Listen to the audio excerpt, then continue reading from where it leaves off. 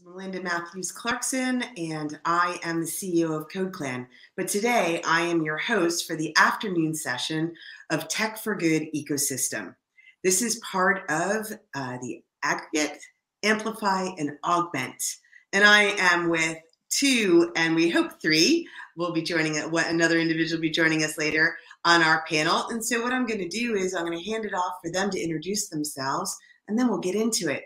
So Celeste, can you give us a little bit about who you are, what you do, and why you're here? Sure. Good to be here. Nice to see everybody. So I'm Celeste Berteau, and I'm kind of in between at the moment. So I am formerly of the Life Changes Trust, the Young People with Care Experience program. Now, the Life Changes Trust, I say formally because it was a 10-year spend-out trust that ended at the end of March 2022. So we did what we came for. We spent out 25 million pounds to support young people with care experience and to try and make sustainable and transformational change to the lives, particularly of those older young people who are leaving care. So people who've been in kinship care or residential homes, looked after at home with foster carers, those or those in secure care. And so I am about to start a role at the Promise, which for those of you who are not familiar with the care experience landscape, the Promise is the independent organization that's tasked with supporting the implementation of the independent care review here in Scotland. So I'm going to be on the data and evidence team there to look at how we can better use data, how we can collect different data and better support the aims of kind of improving the experience of young people in the care system. And I am here today, that might seem kind of out of left field for the current conversation, but I'm here today because we at the Life Changes Trust, we funded a pretty substantial legacy project that was aimed around, or is aimed around, supporting young people with care experience to increase their digital skills. And Scottish Tech Army was one of 6 organizations that's working together to deliver that project over the next 3 years. They're working alongside YMCA Scotland, Bernardo Scotland, More Collective, Renfrewshire Council, and who am I forgetting? And YouthLink Scotland to do kind of a collaborative approach to making sure that young people with care experience have the opportunity to increase their kind of digital skills and abilities in that sector. So that's what I bring to the table today. And I'd have to say accessibility and for that population must have been huge in the parameters of what you needed to have done. So I'm looking forward to getting into that. So Freddie, why don't you tell us a little bit about yourself? Thank you for having me. If I may start by saying that I'm a technology professional and leader for many years. So in my day job, I'm Chief Technology Officer at Times Higher Education. That's my day job. But what is interesting is that, during COVID, and I started realizing that there's quite a number of people, although, some of us are hailed as heroes, not me personally, but the industry hailed as heroes to help do something that we've all been so used to doing, which is remote working and whatnot. But then it quickly dawned on you that there's also a lot of people that has been excluded just because either they do not have the skills, they do not have the devices, they cannot afford it. There are many, many reasons. So I started on a journey of just trying to understand, and I started talking to one, and then very quickly I've spoken to 60 peers across 9 communities. And then I realized that this is a very common problem that many of us want to do something. So today, why I'm here is that I no longer speak for just myself as an individual, but I have, as part of Joining the Dots, which is a sort of a community of 13 tech leaders communities across the UK, all right? And these are representing organizations such as the BCS, UK IT Leaders, Horizon CIO Network, Digital Leaders, 13 of them there. Right, so that's one place that I'm representing, so that the tech sector has a voice, has a way to steer the conversation, has a way to help. That's one. 2 is I'm also the chair of the BCS Digital Divide Specialist Group. And the reason for that is because I would like, as a member of the BCS for 30 years, more than 30 years, I want to be able to socialize and mobilize the 60,000 members of the BCS members, because every one of them is a qualified IT digital professional. So how can we find a way to harness all of that? And then, of course, the thing that was missing for me was, as an individual, how can I get involved in the right conversation? How can I go and talk to somebody else? And this is where I came across, and I'm very delighted to help to make this a thing, which is, you know, the establishment of the Digital Poverty Alliance. So now we have a way whereby government departments, corporations, professional bodies, all the way down to grassroots communities and individuals like me and many others that wants to come and join. Now we have a way of having that conversation. And this is how I've been connected with the Scottish Tech Army, and this is an example, and this is why it's called Joining the Dots. Super, absolutely super. So since our third panelist, and as a host, I'll introduce myself now as a little bit of a panelist. My name is Melinda Matthews-Clarkson, and I'm the CEO of CodeClan. And as you can tell from my accent, I come from over on the pond in the US. I had 19 years working at IBM, working with ISVs and startups to engage with IBM in the hardware and software, and then taking them to market. But what I do here at CodeClan is to educate people. We have immersive courses in programming and data analytics, plus a lot of short courses to get people interested, and at least we call it access to technology. Like, how do you start your journey into the digital line? When I came in at the end of our student 3-month or 4 months immersive course, we had started what we called the client experience. And we went out to charities to have our students do an internship or a 2 to 3 week project so that they could use their new skills and give back to society, right? Lo and behold, COVID came along, and Alistair and we just went blank on it, and Kirsty and the gang at STA arrived, and we realized what they were doing was the intention of what we had, but phenomenal, right? And so we hosted STA at CodeClan. We got really tight. So we're the first actually perfect example of tech for good by connecting our students that graduate, that want to use their new skills and give back and learn and grow. So that's what I'm here today. I'm going to try to do a host. I'll do a little panel in between. So we have some questions that we've written out. And so I'm going to give one right now. Celeste, I'm going to point it to you first. What are the technology-related challenges you see in the sector that you work in regards to the trust? Yeah. So, I mean, I think a lot of the challenges are going to be familiar to across the board for the third sector, for people who have been, you know, have dealt with exclusion of any kind. But for young people with care experience, we often see, obviously, the big one is just lack of access. And what COVID did was just really ramp up the volume on all of that, right? Because all of a sudden you're homeschooling. And one of the really amazing data points that at the Life Changes Trust we got is that in May of 2020, we opened up a fund that was called just the Keep Well Fund. And we said, if you have care experience and you are struggling with your physical or mental well-being in lockdown, ask us for what you need, up to 500 pounds, whatever you need, just ask us. We got over 800 applications, which is a massive amount of data in terms of what people needed to kind of continue to get by, not in terms of electricity or food, but in terms of actually living their life. And I think I'm pulling these out of my memory, but I think 62% of those applications asked for some sort of data or device, a phone, a tablet, a device. You know, some of the really poignant examples were like a young person who didn't have a smartphone. She didn't have a tablet. She didn't have a laptop. She didn't even have a smartphone, and all the banks were closed. How do you do banking when the assumption is online first, right? And increasingly social services, online is your first port of call. And if you do not have basic access, she had no way. We had to send money to this person's social worker to get it to her so she could buy a phone, because she had no way of accepting money from a charitable organization in order to get something that she needed, right? That's the level of impact that lack of basic access can have.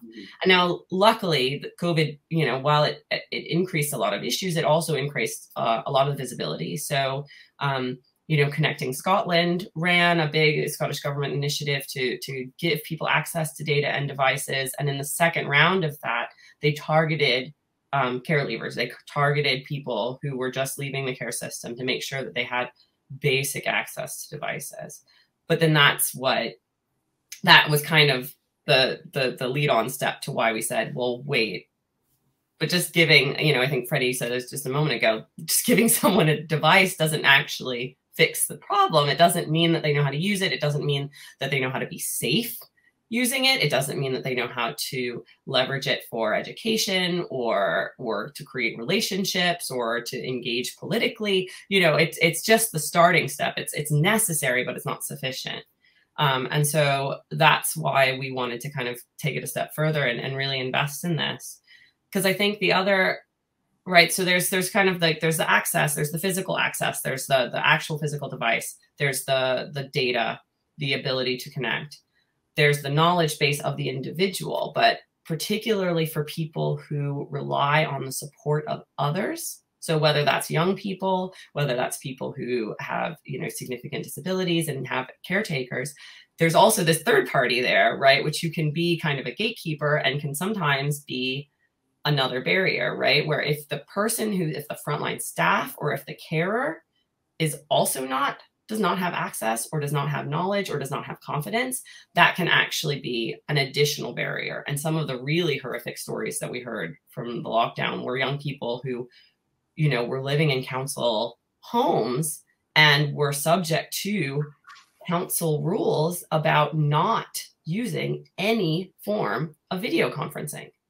So young people, 14, 15, 16 years old, the entire lockdown, not allowed on Zoom, not allowed on Teams, not allowed to access because the workers that were there, or because of in some cases, the higher level local authority rules were just very, very risk averse and just blunt instruments of like, we have to protect people from the dangers of the internet.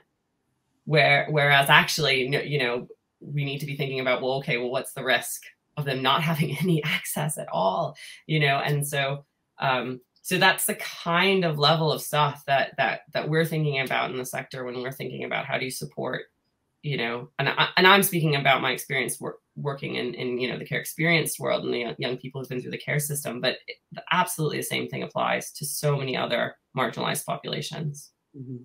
Freddie, do you have an example of where technology-related challenges in the sector you work in? Look, Celeste has taken a lot of stuff out of what I want to say, but let me just unpack a little bit because there's so much to this, right? So if I can start from, the question, I get it, right? Although we say it's technology-related challenges, but you'll find that a lot of those challenges are not technology, right? Mm-hmm. It is in the sector, but it's not technology. So let me illustrate with an example, right? When we launched the BCS Digital Device Specialist Group, I have to get the message out to make people understand why this is a complex social issue. And the way I try to keep it as simple as possible, and maybe I don't do enough justice, but hopefully it makes the point, right? Is that at one level, as Celeste talks about, is the physical device. So you are talking about the have and the have-nots, but that's just one dimension. Then if you look at another one, which is the wills and the will-nots, there are people who will want to do it. There are others who will not want to do it. So that's a different type of problem, right? And then you have a third dimension, which is what about those that can and those that cannot, right? So straight away you can see that it's more than just the physical thing, right? And then the work that we have been trying to do last year about joining the dots is literally to try and understand that the big challenge that a lot of tech sector organizations suffer is that because of COVID, because of this digital problem, guess what they all have to do? They all have to do something that they've never done before, and it's taking away precious resources from them. So the example here is every one of them, their volunteers suffers from the lack of digital access because they do not have a way. The people they're helping are also impacted by this.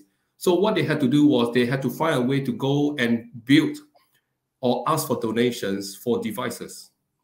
Now, from my sort of mini research I've done last year, I realized that everybody is starting from the same place. People who needs help, that's where they start, ask for a device donation. People who wants help, I myself included, started a campaign to ask for devices. And you know what? That is not the best place to start. By the way, that's not the only place to start. So joining up the dots means that, yes, devices is one dimension. But if you think about it, with having the device without data connectivity, that's an issue. So we need to join up.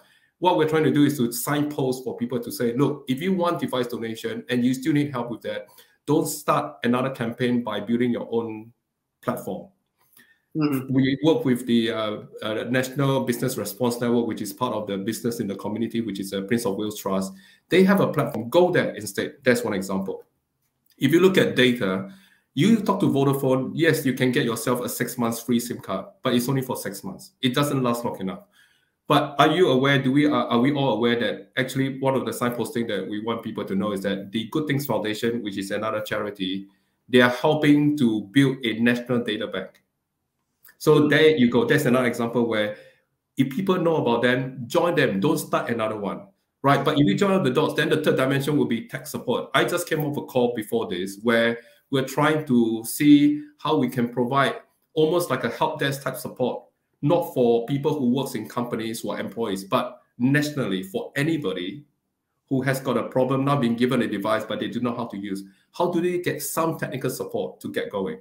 Isn't that amazing if somebody comes along and solve that problem for you? So that's another example. That's 3. 4, as tech leaders and professionals, we want to give back. We want to be able to offer help such as mentoring, apprenticeship, and all those. So how can we find a way to reach out to those people who need that? So that's 4. And then Celeste, you talk about cyber safe practices. That's another dimension, that's 6. And then latest, we've added a few more. One of them is inclusive design. Most of our content and app today, they are built for the majority.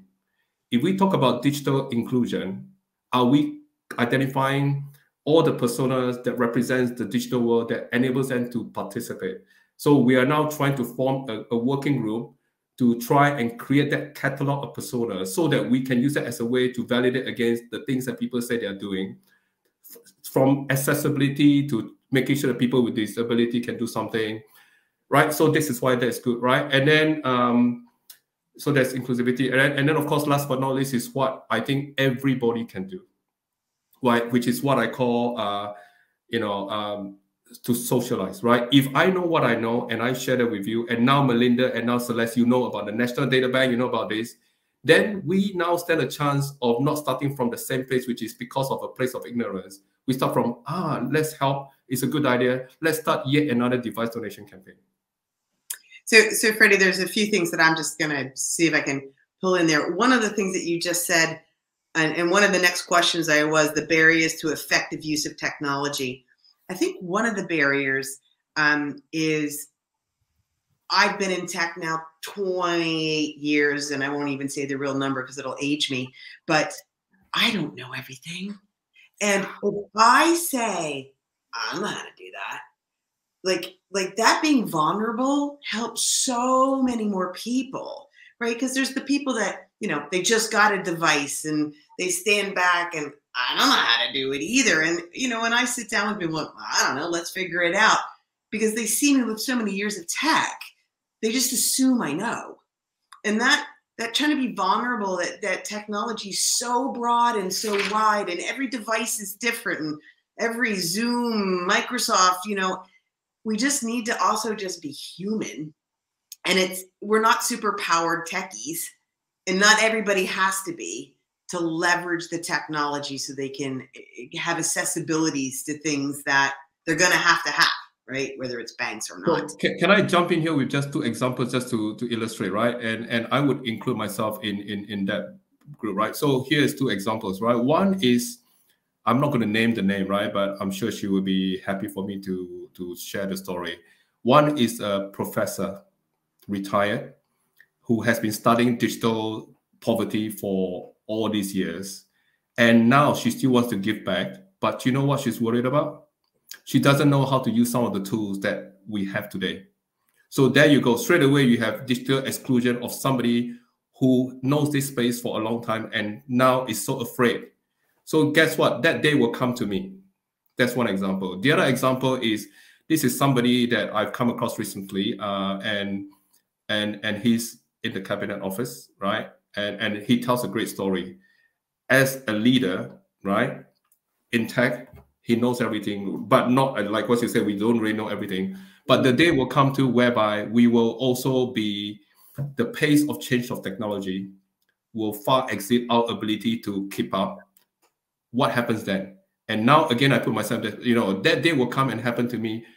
I'm so now worried about that situation because I'm being excluded through no fault of mine. But how do I keep pace? So you can see these are real problems, and you're right. I'm worried too. I'm the Chief Technology Officer for Times Higher Education. I do not know everything. Freddie, I couldn't have dinner last night at Yo Sushi because I couldn't get my phone because it opened up in Safari versus some other app that I could order the damn food. So I'm going to have to starve from a sushi if I don't know how to figure out the tech. So it has become, I just think sometimes technology has, specifically because of COVID, pushed technology into every corner of our world where it might not need it, but because they found cost effectiveness by doing that, customer service is down. I was beyond frustrated. I almost walked out of the restaurant, anyway, the point here, I think as technologists and tech for good as our conversation point here, I think we sometimes need to push at people is, does that always need to be digital? Does it always need to be bleeding edge? Because you're going to lose so many people along the way because of that. And that's why we have a social responsibility about using tech for good, right? Because if we're not careful, that is where it will end up. And we just created the biggest problem in the world, right? Yeah. And to kind of also do some of the flip side of your examples there, I think the other, so there is this kind of thing of like, it's going to move on, it's going to move on, it's going to get past us. And as we get older, we're very aware of like, that's be kind to your, grandparents who don't know how to work things because that's going to be you someday kind of thing. But there's also this massive myth that young people are somehow like born knowing how to use technology. And it's just like, it doesn't hold up. It doesn't hold up when you look at it. And it might be that young people that, they're really adept at particular apps or particular forms of technology, but it doesn't necessarily translate. And so there's a lot of just kind of assumption of just like, oh, well, we don't really need to support them because like they're young people or they get it. They're going to teach me how to do it. But that isn't always the case. I agree. And I've been in, currently I'm in the higher education sector, right? So, there's a group of us IT leaders in that sector who got together. And one of the things that we discuss is this, right? So university students, they are smart and they can probably afford devices and whatnot. But there's one thing that they are lacking is about cyber safe practices, right? Celeste, you brought up that up earlier on. You can see this is something that affects all levels of society, every one of us. And I don't think we're in a safe place because we have not even done anything much to it, right? We just react to it rather than having clear conscience and clear ways of dealing with issues such as this, which is why, as tech professionals, we have a responsibility not only about being ethical, that's something new that's come into our sort of vocabulary, not being about sustainability, that's yet another thing that's come together, right? But what about that personal social responsibility as an individual or as a professional? What are we doing to take that responsibility so that the world doesn't go in the way that it's not supposed to? Absolutely. And actually, it's one of the questions here that, how can we increase the confidence of people less familiar with technology? And I think it's all our jobs. Yes. Can I help? I might not be able to. And then, of course, that vulnerability shows and they're like, you can't do it either. I'm like, but I know how to find the solution. Let's Google it. Let's call somebody. I have that I can't break it mindset. It's got to work somehow. I just don't know how. Where I think some people think, ooh, if I hit that button, all of our parents. I just went to my mom's and she's 87. She hands me her laptop and says, fix it. I'm like, no. And all I had to do was clean out her history because she didn't have enough buffer to put down the next thing, right? It was simple. And then I just put a little thing in her calendar every month. And I wrote the instructions, go to history, delete history, you'll be good. Oh, okay, thanks, right?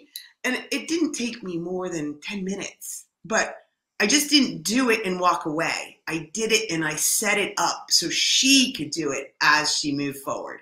So, you know, tech for good for one mom, we got a long way to go. So what are the other things that you would do right now to increase someone's lack of confidence in leveraging technology? Celeste, you got one? Well, I mean, I can kind of speak to the example of what the hope is for the legacy project that the Life Changes Trust funded, and what they're building on is the makerspace model, which is kind of what you were talking about earlier. Actually, you know, both you, Melinda, and Freddie, both talking about the importance of not doing everything digitally and keeping physical social spaces. So this is a physical place that young people go to, and they have the ability to play with technology, to try new things. They are being introduced, or they're going to, I mean, I say they are being introduced because these spaces already exist in Scotland. They're going to be developing more specifically aimed at young people with care experience, but this is not new practice. But part of Scottish Tech Army's role is to bring in volunteers to say, this is me, this is to humanize it, right? This is my job, this is what it looks like, this is the kind of stuff I do. You know, it might be a very tech-heavy job in a non-tech industry. It might be something that's more traditionally tech, like coding. It might be engineering. It might be music. It might be design. You know, to give them the opportunity to meet people, maybe some people who even came from backgrounds similar to them, to hear about what their life looks like, and to have that be, like you said, like a real human thing, to sit down next to someone and they have a question and you say, actually, I don't know. You know, and someone who does this for their job to say, oh, I don't know how to do that. Let's figure it out. Let's do that together. And then they then have the ability to gain those skills and then implement them. And the plan is to then be able to kind of similarly to Code Clan, to your experience of like, then try and kind of hook them up with workplace and internships and modern apprenticeships and things where they can actually start applying what they've been learning. But it's starting from a place of fun.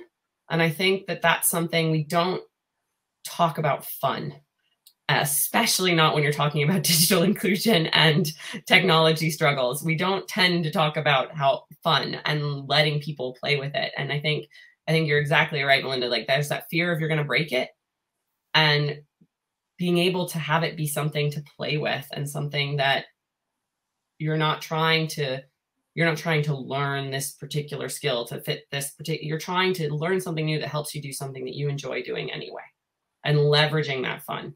And I think that can be a really, really powerful tool in building people's confidence. That's what we're hoping to see. Check back in a few years and see if we did what we thought. And just to bounce off of that, Freddie, I'll give you a moment. I felt even last night, you know, at Yo Sushi, I was a victim of technology because I couldn't get it to work. I couldn't eat. And all of a sudden I thought, wait a minute, I don't have to be this. I can leave. I can go buy something. And I still think, like, right now, even choosing a bank, how many authentications, you know, and I can't have an international bank. And Celeste, you've probably had that challenge. Yeah. Okay. So I want the digital experience to suit me versus the digital experience to be techie and not suit me. And I think as a population, we have a choice. We don't have to accept the, you know, you need to sign on to 4 different things to get a sashimi. I could have left, right? I forced it because they didn't let me leave. And by the way, they did give me a menu, and he had to do it on his phone, the guy, and he struggled. So one of those things that I would offer to people that don't have the level of confidence is, you are the consumer. It is okay for you to have opinion that this does not suit you.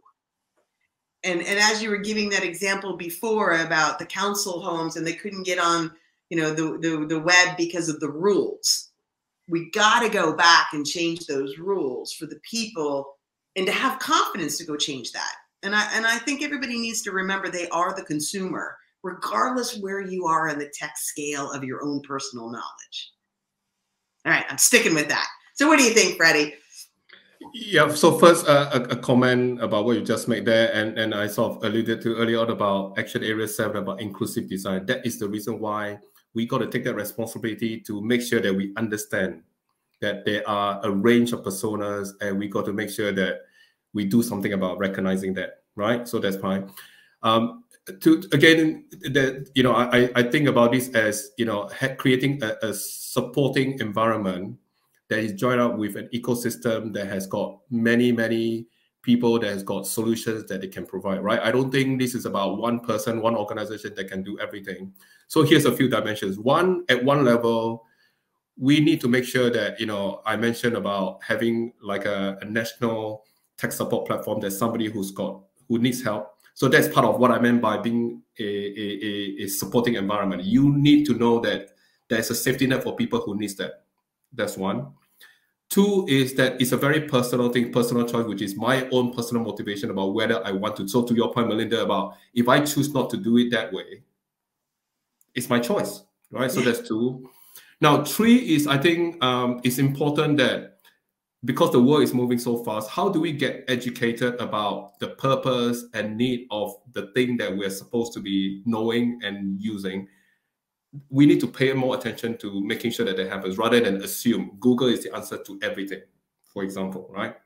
And then fourth is that actually there are many tech leaders and professionals out there. Today, they are, as I say, qualified. They can be digital champion. So we need to create an environment and ecosystem where those things are in place that allows us to be more effective in addressing this rather than it's a one problem, it's a one size fits all type solution. We need to start understanding that this is a complex thing, but there's a way to do it. And the way to do it is by, as I said, joining the dots, is by look at what the tech world has done. We have created an ecosystem that has enabled great innovation to develop at pace. That is a good bit about it. But it's also because of that innovation and because of the pace that we're leaving a lot of people behind. So what if we try and turn the whole thing around and also use that, harness that, all that good stuff, and do something about supporting the people who need it? Mm-hmm. Yeah, it's great. So let's bring it around a little to Scotland, because all three of us weren't born and raised here, but we are here.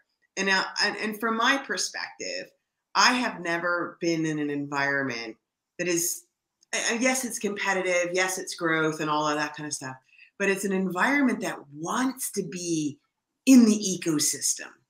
I can send out a note to Codebase, which is housed 60 plus startup companies, and ask a question, and I never feel dumb. They come back with, oh yeah, I had that problem. Oh yeah, how about this suggestion?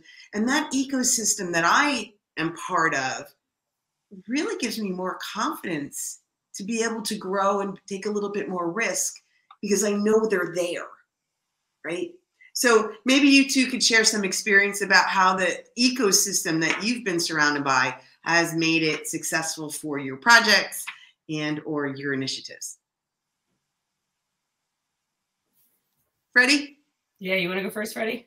Sure. So if I now look at this purely from my role and my job and my profession as a technology leader, right? That ecosystem is great. For example, if you look at the tools that we use today, all those, and one of those big areas is open source tools, right? It has completely transformed the world in terms of, how a simple tool can be, contributed by anybody and everybody across the universe, our universe, to improve on that thing that you could not have possibly be able to do it on your own otherwise anyway, right? Number one. Number two is that because of open source technologies and solutions, there is also a potential for being a great leveler of enabling more people to get involved, right? So as you know, right, the tech sector has got many tech companies who's come up with great products, but they are somewhat,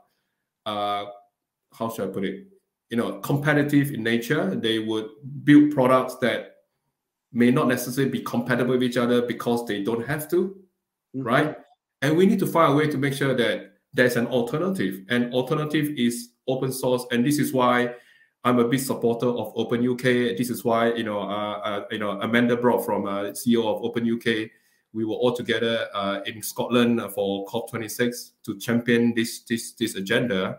And this is why it's important that we got to continue to celebrate and develop that ecosystem, because as technology leaders, that responsibility comes from, making sure that we leave nobody behind. And this will be some of the ways that we can do that. Super, super. Celeste. I mean, I guess I just kind of have to echo what you were saying earlier, Melinda, is that it's an amazing environment to be working in. I mean, I do not come from a tech background, despite often being the person who seemed to be most tech savvy when I worked in public schools back in the States.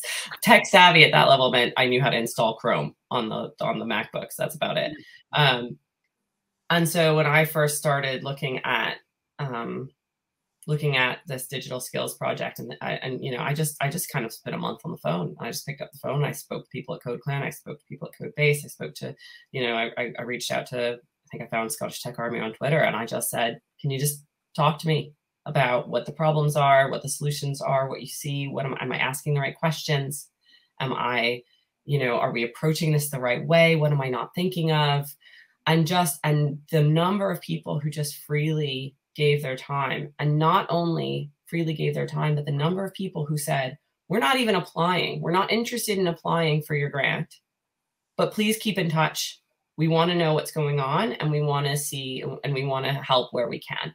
Everyone from Scottish government to universities. And I think when we get busy, it's easy to drop that.